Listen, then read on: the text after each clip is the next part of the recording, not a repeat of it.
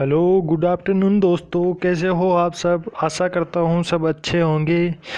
आज हम आपके लिए लेकर आए हैं 2014 से लेकर 2019 तक की महत्वपूर्ण सरकारी योजनाएं जो एग्ज़ाम की दृष्टि से काफ़ी महत्वपूर्ण हैं। तो चलिए बिना किसी देरी के वीडियो की शुरुआत करते हैं। आज का हमारा पहला क्वेश्चन है, नमामि गंगे योजना की शुरुआत कब की गई?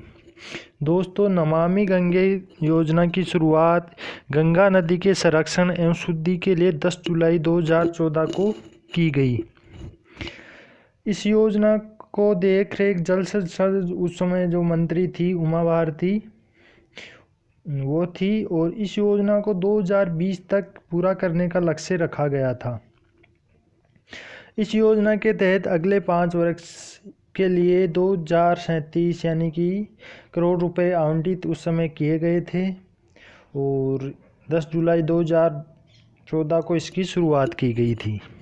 देखो दोस्तों, 2014 में काफ़ी सारी योजनाएं हैं। उस समय जब भी जो बीजेपी सरकार आई थी और श्री माननीय नरेंद्र मोदी जी उस समय प्रधानमंत्री बने थे, उस समय 2014 और 15 में इतनी योजनाएं आई हैं कि एग्ज़ाम में जो भी आती है हमें कंफ्यूज कर डालती है कि पता नहीं ये कब हुआ था।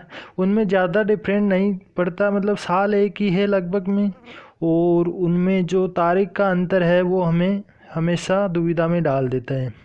तो दोस्तों, आपको मतलब भ्रमित नहीं होना है, हमेशा तारीख का ध्यान रखना है, क्योंकि योजनाएं उस समय बहुत आई थी। पहली योजना मैंने कोशिश की है कि जिस क्रम में उन योजनाओं की शुरुआत की गई थी उसी क्रम में आपको भी मैं उसी क्रम में पढ़ाने की कोशिश कर रहा हूँ। तो नमामि गंगे योजना की शुरुआत है वो 10 जुलाई 2014 को की गई थी। देखो, जो सत्र शुरू होता है जुलाई से, उसी से मतलब शुरुआत हुई है 10 जुलाई। पहली तारीख याद रखिए, 10 जुलाई 2014 को। योजना का नाम है नमामि गंगे योजना। दूसरी हमारी सबसे जो प्रसिद्ध योजना जिसको हम कह सकते हैं, जिसका फ़ायदा भी अब भी लोगों को मिल रहा है, प्रधानमंत्री जन धन योजना। देखो दोस्तों, प्रधानमंत्री जन धन योजना है, इसकी शुरुआत अगस्त महीने में 2014 में ही की गई थी। इस योजना का नारा था, मेरा खाता भाग्य विधाता। इस योजना का जो मुख्य लक्ष्य था वो जो भी वंचित वर्ग होता है उस तक बैंक खाता होना उनका सुनिश्चित करना। 10 साल की आयु वर्ग से अधिक का कोई भी व्यक्ति शून्य बैलेंस के साथ इस योजना के तहत एक बैंक खाता खोल सकता है। और दोस्तों, फ़ायदे की बात इसमें यह है कि इस योजना के अंतर्गत 1 लाख रुपए का दुर्घटना बीमा भी दिया जाता है तथा 30,000 रुपये का जीवन बीमा भी इस खाता खुलवाने वाले को प्रदान होता है। तो चलो, अगली जो योजना है वो है मेक इन इंडिया। ये जन धन योजना के बाद में शुरू की गई थी मेक इन इंडिया। 25 सितंबर 2014 को इस योजना का शुरुआत की गई थी। इस योजना का कार्यक्रम जो हमारे राष्ट्र की और जो विदेशों की जो भी कंपनियां थी उनको भारत में अपने उत्पाद और निवेश को बढ़ावा देने के लिए इसी योजना की शुरुआत की गई थी। इस कार्यक्रम का मुख्य लक्ष्य चालू वर्ष जो अभी 2020 चल रहा है, इसमें जीडीपी को मतलब 16% से बढ़ाकर 25% करना था। इस वजह से इस मेक इन इंडिया कार्यक्रम की थी, उस समय काफ़ी चर्चा में रही थी। और अगली हमारी योजना आती है दीनदयाल उपाध्याय ग्रामीण कौशल योजना की शुरुआत की गई थी। ये भी दोस्तों सेम इसी दिन 25 सितंबर 2014 को ही ये जो दीनदयाल उपाध्याय ग्रामीण कौशल योजना है इसकी शुरुआत की गई थी। तो ये भी हमें याद रखना है कि तारीख एक ही है दोनों की। तो इनका मतलब कनेक्टिविटी हमें करनी है, हमें अपनी कल्पना शक्ति को बढ़ाना है। कल्पना शक्ति के माध्यम से ही चीज़ों को इधर से उधर जोड़ा जाता है। जैसे मान लीजिए ये पहली हो रही है मेक इन इंडिया, दूसरी हो रही है दीनदयाल उपाध्याय, तो हमारे माइंड में इन दोनों को ऐसे सेट करना होगा कि दोनों की तारीख एक ही है, इसलिए हमें कंफ्यूज नहीं होना है। दीनदयाल उपाध्याय ग्रामीण कौशल योजना है, ये भी 25 सितंबर 2014 को पंडित दीनदयाल उपाध्याय जी के 98वें जन्म तिथि पर शुरू की गई थी। दोस्तों इस योजना का जो मुख्य उद्देश्य था वो ग्रामीण क्षेत्रों में निर्वासित जो युवा है उनको समावेशी विकास को हासिल करने के लिए और उनको कौशल और उत्पादक क्षमता बढ़ाने के लिए उनकी इस योजना की शुरुआत की गई थी। इस योजना का मुख्य लक्ष्य 3 सालों 15 से 35 वर्ष की उम्र के अंतर्गत आने वाले 10 लाख ग्रामीण युवाओं को रोजगार वितरण करना था और इस योजना के लिए 1500 करोड़ रुपए का प्रारंभिक फंड आवंटित किया गया था। दोस्तों अगली हमारी योजना आती है स्वस्थ भारत अभियान की शुरुआत। जो स्वस्थ भारत अभियान आता है, जो हमारे जो रुपये नोट होते हैं उन पर भी अभी भी ये लोगो लिखा हुआ आता है। ये भी उस समय की काफ़ी मतलब बहुउद्देशीय योजना थी, स्वस्थ भारत अभियान। दोस्तों स्वस्थ भारत अभियान की शुरुआत की गई थी 2 अक्टूबर 2014 को। इस योजना का मुख्य लक्ष्य 2 अक्टूबर 2019 तक संपूर्ण भारत को स्वस्थ बनाना है था। 2019 चली गई है, योजना का जो टाइम पीरियड था वो ख़त्म हो गया है और ये योजना काफ़ी सफल रही है। इस योजना का नारा था एक कदम स्वच्छता की ओर। जब भी कोई जहाँ पर भी सरकारी लोगो लिखा जाता है तो अभी भी आप देखते होंगे एक चश्मा जो ऐनक होता है, ये उसका निशान बना के एक कदम स्वच्छता की ओर ये टैग दिया जाता है, ये इसी का टैग है। इस योजना का उद्देश्य स्वच्छ भारत मिशन को क्रमशः शहरी विकास मंत्रालय द्वारा कार्यान्वित किया जा रहा है। जो केंद्र सरकार का शहरी विकास मंत्रालय है, इसके द्वारा इस योजना को क्रियान्वित किया जा रहा है। और इसके बाद में आती है सांसद आदर्श ग्राम योजना। क्या है सांसद आदर्श ग्राम योजना? 2 अक्टूबर को स्वच्छ भारत अभियान, जो स्वच्छ भारत अभियान है इसकी शुरुआत हो गई। 25 सितंबर को 2 हो गई make in India Deendayal Upadhyay. इससे पहले अगस्त में जो रक्षाबंधन के आसपास की है, तो उस समय मतलब ऐसा कुछ कल्पना शक्ति को ऐसे जोड़ो जैसे रक्षाबंधन अगस्त में आता है, लगभग अगस्त में आता है, तो उस समय क्या क्या मतलब उस समय क्या चाहिए, रक्षाबंधन आता है तो पैसे चाहिए होंगे, पैसे किससे आएंगे, खाते में आएंगे। तो इस मतलब ऐसा कुछ कल्पना शक्ति अपनी अपनी इस्तेमाल करो। ऐसे मतलब जो योजनाएं क्या होती है कि मतलब नाम से हम जानते हैं, पढ़ते हैं, उस समय भी हमें लगता है कि ये हमें क्लियर है, लेकिन क्या होता है कि जब एग्ज़ाम में आती है तो मतलब तारीख की वजह से हम उसको कर नहीं पाते हैं, कंफ्यूज हो जाते हैं। तो नमामि गंगे, ये तो ऐसे मान के चलो कि मोदी जी ने जब भी शुरुआत की थी उस समय नमामि गंगे, ये उनकी फर्स्ट शुरुआत कह सकते हैं हम। दूसरी जनधन वाली ये अगस्त में आती है, तो उसको इस तरह से अगस्त से जोड़ो। अब दूसरी आती है मेक इन इंडिया और दीनदयाल उपाध्याय। देखो दीनदयाल का जो लक्ष्य है वो कौशल विकास करना है, कौशल विकास करने से क्या होगा, मेक इन इंडिया होगा। तो इन दोनों का उद्देश्य एक ही लग रहा है, कौशल और उत्पादक क्षमता को बढ़ाना। तो दोनों की तारीख की ऐसे मानो कि आप एक ही रखो, 25 सितंबर 2014। अब आता है स्वच्छ भारत। ये तो आपसे मतलब ज़्यादा याद रखने की ज़रूरत नहीं है क्योंकि ये गांधी जी के जन्म दिवस पर 2 अक्टूबर 2014 को शुरू किया गया था।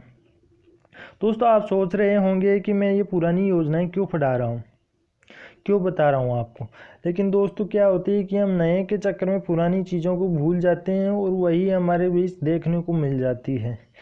इसलिए हमें कभी भी इनको इग्नोर नहीं करना है।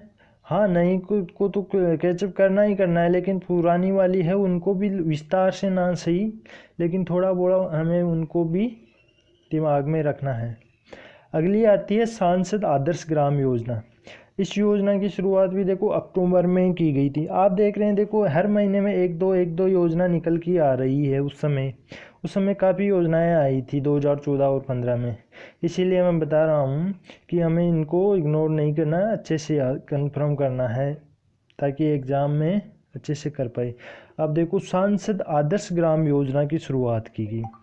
तो सांसद आदर्श ग्राम योजना की शुरुआत की गई 11 अक्टूबर 2014 को प्रधानमंत्री नरेंद्र मोदी द्वारा। ये किसके जन्मदिवस पर की गई, तो ये जयप्रकाश नारायण जो है उनके जन्मदिवस पर की गई। इस योजना का उद्देश्य क्या था?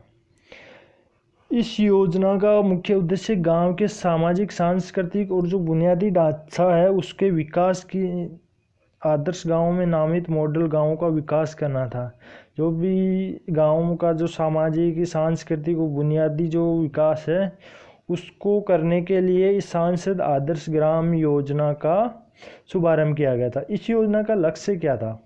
इस योजना का लक्ष्य प्रत्येक सांसद द्वारा वर्ष 2019 तक 3 गाँव, याद रखना दोस्तों, 2019 तक 3 गाँव तथा वर्ष 2024 तक के कुल 8 गाँवों को गोद लेकर उनको विकसित करना है।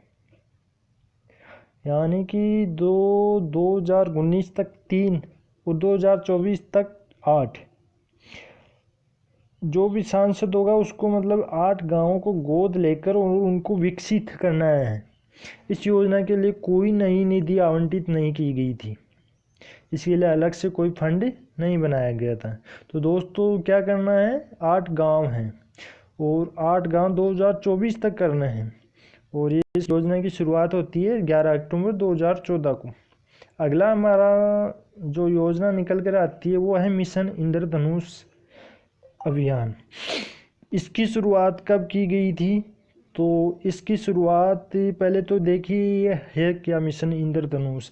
नाम से ऐसे लगता है पता नहीं मतलब कोई मतलब, तो नाम से ये है कि जो मिशन इंद्रधनुष अभियान है को भारत सरकार ने केंद्रीय स्वास्थ्य मंत्रालय ने सभी बच्चों को टीकाकरण के अंतर्गत लाने के लिए जो सुशासन दिवस मनाया जाता है 25 दिसंबर श्री अटल बिहारी जी वाजपेयी का जो जन्मदिन है उस पर जो इस योजना का शुभारंभ किया गया। इंद्रधनुष के 7 रंगों को प्रदर्शित करने वाला इस अभियान का उद्देश्य भी 2020 तक संपूर्ण टीकाकरण के लक्ष्य को प्राप्त करना था।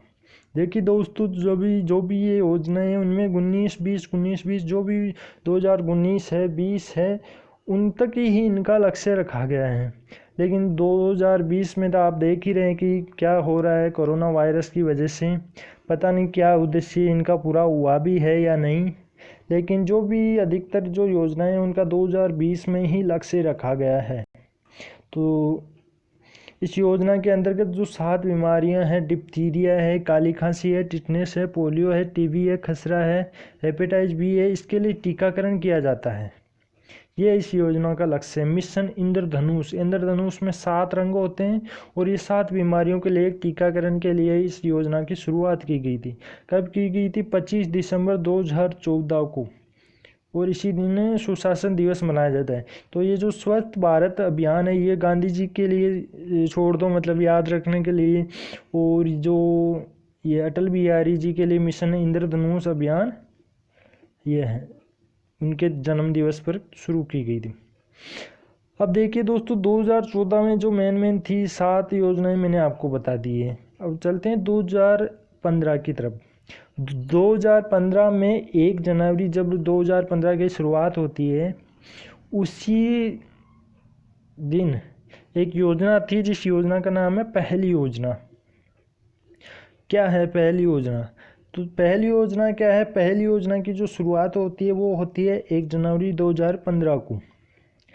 इस योजना का मुख्य उद्देश्य एलपीजी सिलेंडर के सब्सिडी पैसों को सीधे उपभोक्ताओं के बैंक खातों में भेजना है। यही इस योजना का उद्देश्य है। और दोस्तों क्या बताऊं, ये योजना इतनी फेमस है, ये योजना गिनीज वर्ल्ड में दर्ज की गई है और ये प्रधानमंत्री जी की सबसे फेमस योजनाओं में से एक है। पहल योजना होता क्या, नाम है पहल योजना, होता क्या है, गैस सब्सिडी का पैसा आता है खाते में सीधे ग्राहकों के। जो भी हम मतलब जो 700-800 जो भी अलग अलग रेट में हम सिलेंडर लेते हैं उसमें जो भी सब्सिडी आती है वो 3-4 रोज़ के अंदर हमारे जो बैंक खाता उस एलपीजी कनेक्शन के साथ लिंक है उसमें सब्सिडी वापस आ जाती है। तो ये है पहल योजना। इस योजना को डीबीटीएल स्कीम के नाम से भी जाना जाता है। डीबीटीएल इसका फुल नाम होता है direct benefit transfer for LPG. तो ये है पहली योजना। अगली हमारी योजना हृदय योजना। हृदय योजना इसकी शुरुआत भी होती है जनवरी में। कब होती है? जनवरी में। हृदय योजना 21 जनवरी 2015 को इसकी शुरुआत होती है और 21 जनवरी 2015 को इसकी शुरुआत होती है। इस योजना का जो लक्ष्य है वो क्या है? इस योजना का लक्ष्य है जो भारत के जितने भी पुराने शहर हैं, शहर कौन से, जो भारत के जो पुराने शहर, वो जो मतलब जैसे राजस्थान का हृदय कहा जाता है अजमेर को, इसी तरह अलग अलग 12 शहर है जिनको उन मतलब उन स्टेट का हृदय कहा जाता है। जैसे अजमेर हो गया, अमरावती हो गया, अमरावती आंध्र प्रदेश का हृदय, अमृतसर हो गया, बादामी, द्वारका, गया, कांचीपुरम, मथुरा, पुरी, वाराणसी, वेलांकनी एवं वाराणसी की सांस्कृतिक को फिर से जीवित करना। तो जो भी प्राचीन जो शहर है तो उनको विकसित करना ही हृदय योजना का मुख्य उद्देश्य है। हृदय योजना का पूर्ण रूप क्या है? Heritage city development and organisation योजना। और इस योजना को पूरा करने के लिए 27 महीनों मार्च 2017 तक का समय था।